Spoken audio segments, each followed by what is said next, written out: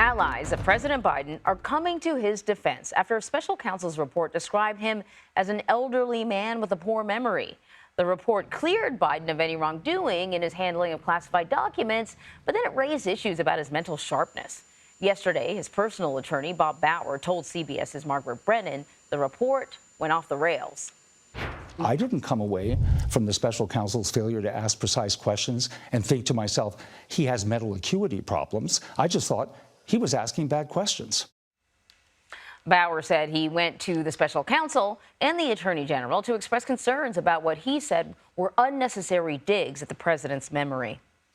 Well, CBS News politics reporter, Zak Hudak is joining me now to talk a little bit more about this and other things. So the comments on Biden's memory were a conversation topic over the weekend. How could the Biden campaign and his allies really start pushing back against these comments? It clearly hit a sore point. There are a couple things, Anne-Marie, that we can expect them to do. First of all, we can expect to continue to hear from his allies coming out and calling these allegations ridiculous, saying that they're ageist and other things like that.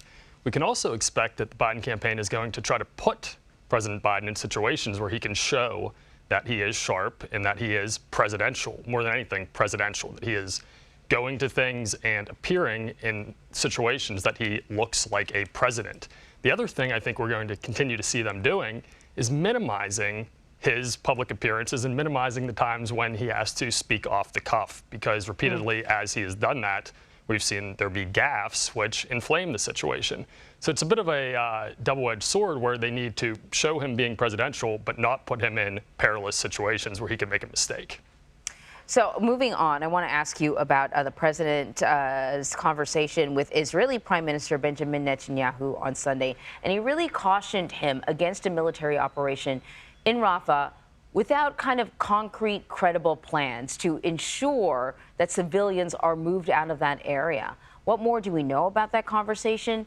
The White House's response, if the White House is willing to do anything in order to apply pressure to those words? I think the biggest takeaway from that, Anne-Marie, is the political situation that Joe Biden has found himself in with Israel.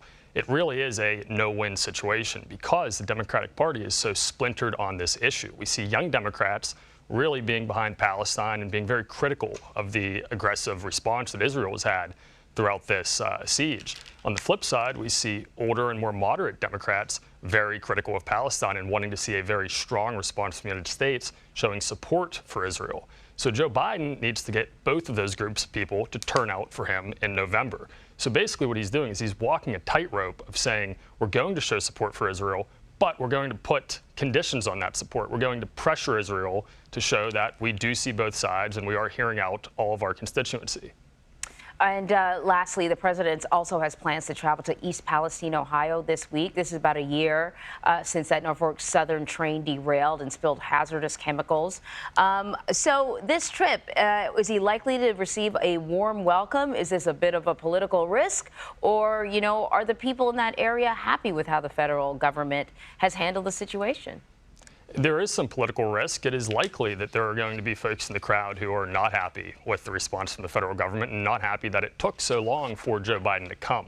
I think what he and his advisors see right now is that if he does not go there, it's going to be a political vulnerability of his, that Donald Trump went last year. He is still not gone. But more than that, Anne-Marie, I think the big factor here is what we were talking about earlier, that they need to put Joe Biden in situations where he appears to be presidential. If you send the president to a place where there was a major disaster and he speaks, he gets to look like he's coming in as sort of the savior and coming to their rescue. It makes him look very presidential. So I think that really trumps all of the other considerations as they send him into this situation, which does present potential problems for the president if he faces hecklers or things like that.